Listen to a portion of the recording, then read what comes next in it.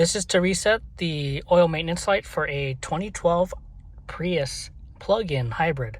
So what we need to do first is to turn the vehicle to the on position, hit the button twice, the power button, and then your screen is going to load up at the top.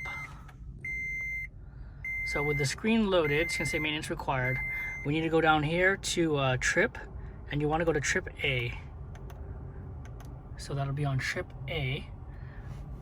And normally on the Prius, there's the kilometers button up here, but we have to do it down here. So kilometers and miles per hour is down here.